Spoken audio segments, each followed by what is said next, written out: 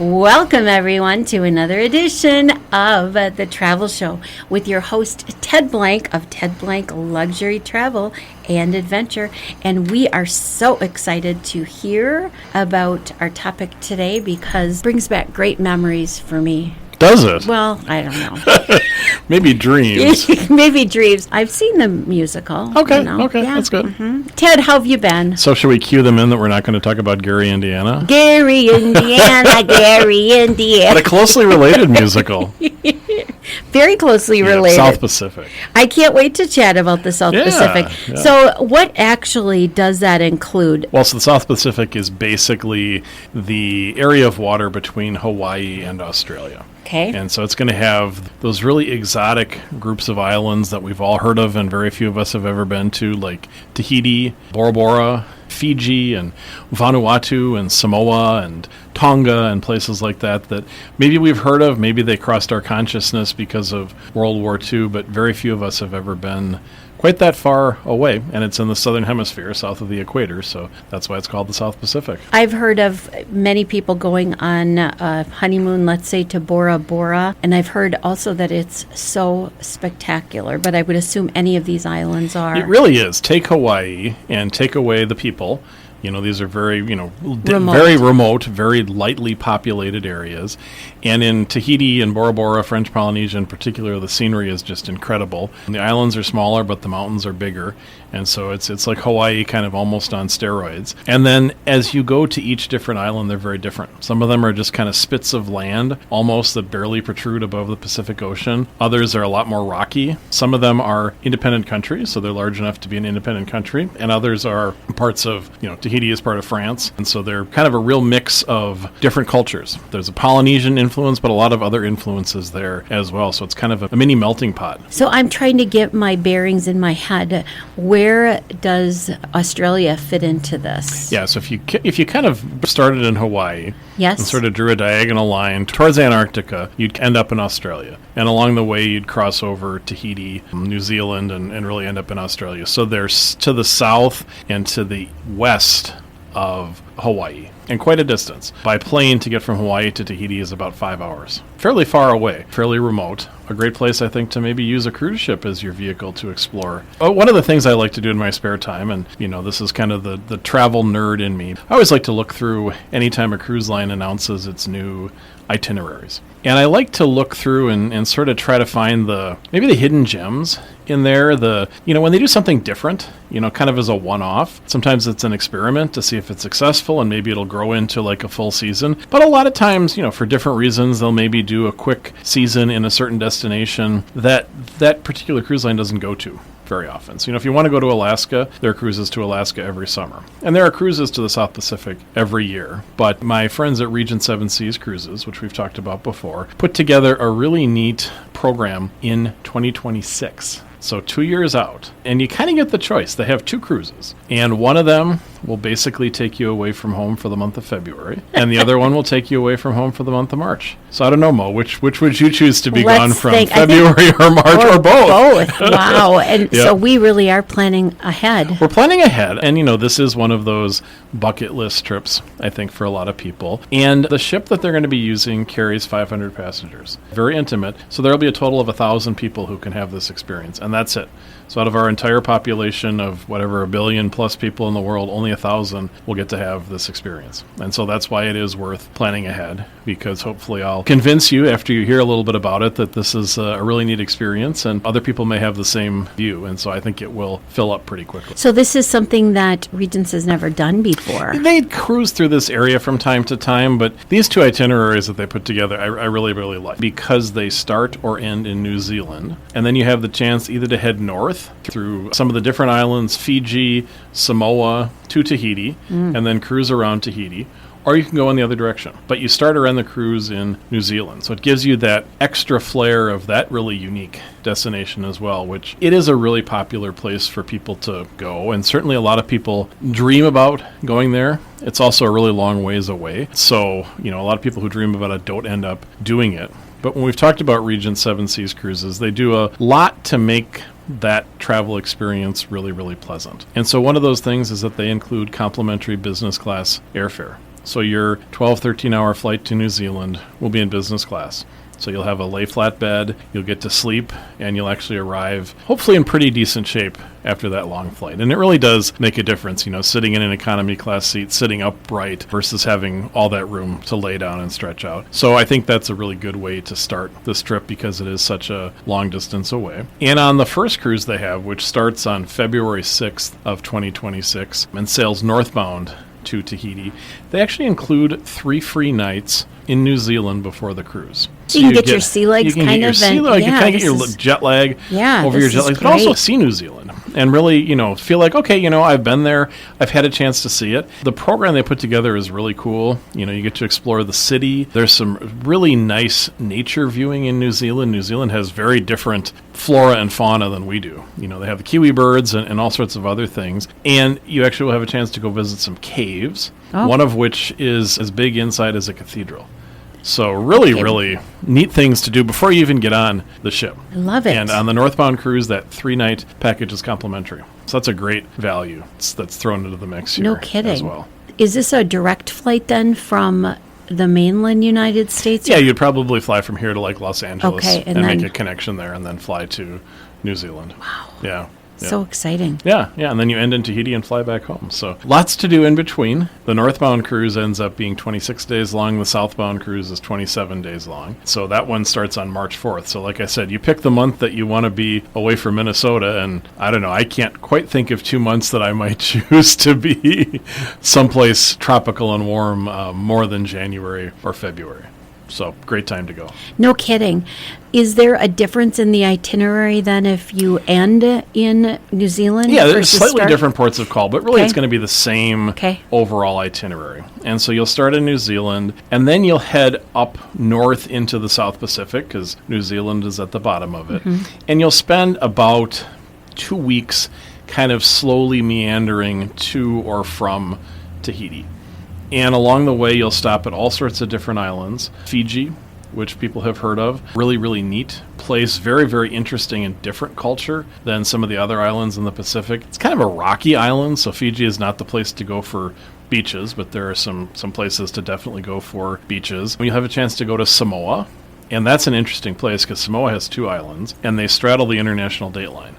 So if you go from one island to the other, they're like 25 miles apart. You go back and forth, and you lose a day, and you gain a day, and it must be very stressful for the people who live there to remember, like, no kidding. You can either be 2 days early for your doctor's appointment or 2 days late for it. But half of it, one of the island, is actually an American territory.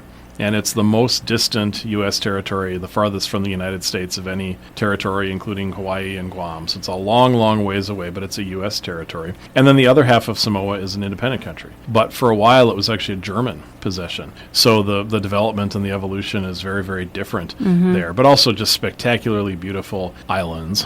And Regent Seven Seas includes a choice of shore excursions in all of the ports. So on this cruise, on this 27-day cruise, you'll have a choice of 80 different included excursions. 80 to choose from. So you'll be a little bit spoiled for choice. They're everything from kind of a simple city tour of the main city on an island, bird watching, a lot of really neat culinary tours. There's one they call the Spices of Fiji, where you get to go to a farm and go out into the outback of Fiji and learn how, what are some of those spices we see on the shelves? How do they get there? What do the plants look like? And then what do they do with them? What do they cook with them? And some really nice beach time built in there as well. In Tahiti and in French Polynesia, they have these little islands called motus. And motus are basically oversized sandbars.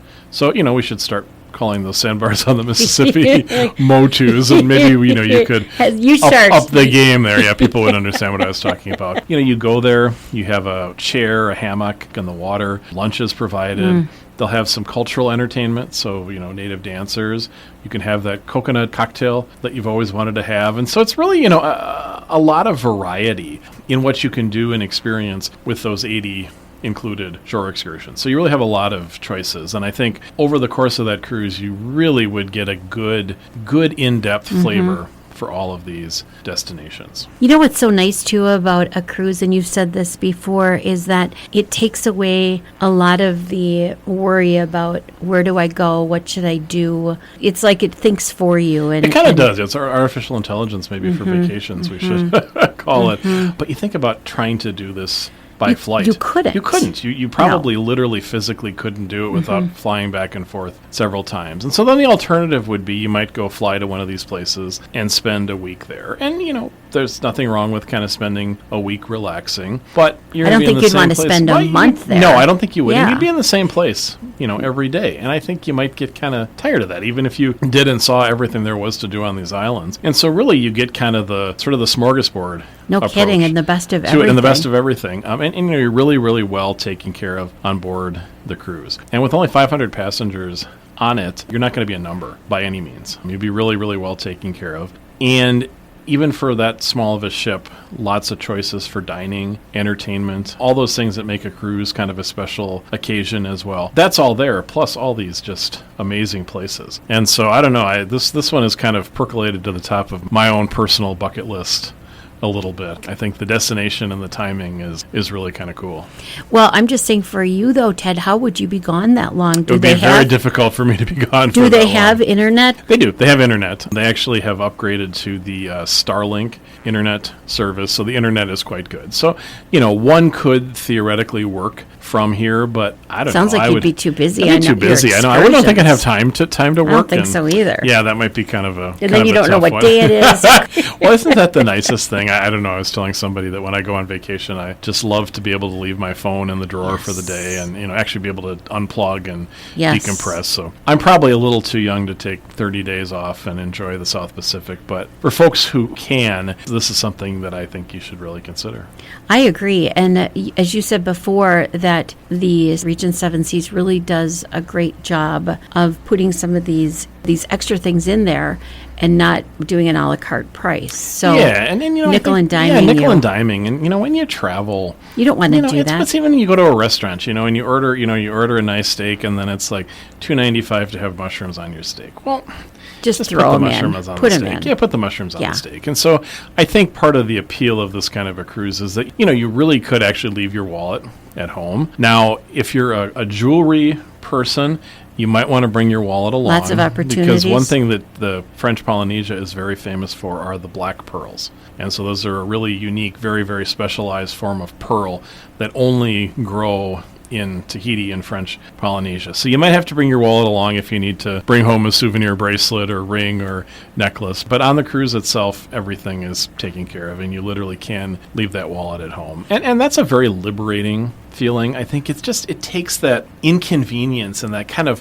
what's this going to cost? It just takes that off the table. It's all taken care of. You don't need to worry about that, and you can really just choose whatever you want and enjoy. And that is, I think, really, for me, in many ways, that is a definition of luxury. That I can do whatever I want to, essentially whenever I want to, and it's all included and it's all taken care of. And I don't have to worry at the end that I'm going to get a bill that's going to give me sticker shock as I check out from the cruise. Who would be a candidate for this? Well, this, I think, is because of the length of the cruise. It's going to probably be for folks who are maybe retired or almost retired and can take that month away. There are things to do for people who are a little bit mobility challenged, certainly. There are a lot of things that they can see. If you have a good level of mobility, I think that will help, and that will open up more of the natural beauty and things like that. But, the beauty of a cruise is that if you don't get around all that well, it's a small ship. You don't have to walk very far to get anywhere. Some of the ports the ship will anchor, and so you will have to take the tenders to get to and from the ship. And, if you want to go to the beach party, well, the ship can't pull up on the beach. You have to take a little motorboat to get there. But with 500 people, very, very easy ship to get around. I think, for people who have this area on their bucket list, or maybe just even, watch the musical South Pacific and kind of dream about what it's like there, it really is an enchanted, magical place. Some enchanted evening. Yes. It is really that kind of a place. And it's one of those places that definitely does live up to the hype in the tourist brochures. But it's hard enough to get to and far enough away that it would be an easy place to go through life and just never get to.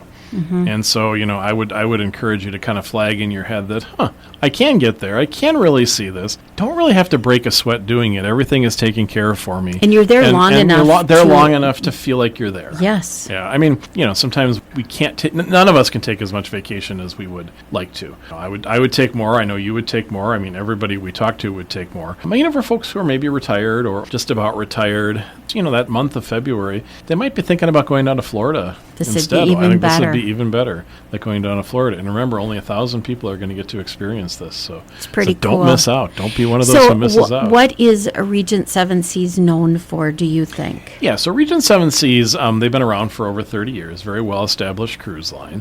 And I would say that for my clients who travel with them, I have almost 100% repeat rate. So people who go with Regent Seven Seas go back and take another cruise or two or more. They certainly are all-inclusive. That's kind of the feature that they promote. But really, it's just how you feel when you're on board. Everything is taken care of. Everything is done to a very, very high standard. And you just have that kind of sense of well-being that I'm being well taken care of. I can just enjoy. I don't have to be stressed about anything. The most stressful thing is, oh my gosh, do I want to have room service for breakfast? Do I want to have breakfast in the dining room? Do I want to go to the buffet? What do I want to do? And that's a good kind of stress to No have, because we kidding. don't usually get that, especially in Right. February. Right. In February, the stress is probably, well, if I don't shovel the driveway, I might be stuck for 3 days. So what do I do? Imagine not even having to worry about that. Imagine FaceTiming your grandkids and you're in Bora Bora with those beautiful, beautiful mountains in the background and they're in a howling snowstorm. I mean, imagine the keeping up with the Joneses you could do with Wow. that. But Regent is really well known, I think, for being a top-notch, all-inclusive cruise line. But it is about the experience and it's about the way you feel when you're traveling. And I think that's why it has such a very, very high repeat rate compared to other travel options. I love it. So this is booking now. This is booking now. And one thing to know is that 3-night free land package on the northbound trip, that's capacity controlled. So once it's full, it's full. And there are not 500 rooms on that. So once that's full, it's full. There are some great early booking incentives out there as well. And if this was me, I would call Ted, book this cruise, and I would put a picture of it on the wall. And every day in February of this year, I'd say, only 2 years until I get to do this. And then next year, 20 feet of snow later, only 1 year until I get to do this. And it'll actually be there sooner than you think. No kidding. And, with only 1,000 people being able to do it, booking early is definitely a benefit. How can we book? Yeah, so the best way to book this, or the best way to learn more, is to give me a call at 651-964-8245, or you can visit my website. It's tedblanktravel.com, and on there you can subscribe to my e-newsletter, or you can actually just request an appointment right there on the website, and I'll give you a call, or we can meet on Zoom, or happy to chat in person as well. Oh, I love this. Great to see you. Good to see you. Yes, the South Pacific. I'm ready to go. Here we come. Here we come. And you are listening to another edition of The Travel Show on AM 1460 and FM 97.7 KDWA in Hastings. This travel show has been brought to you by Ted Blank, Luxury Travel and Adventures.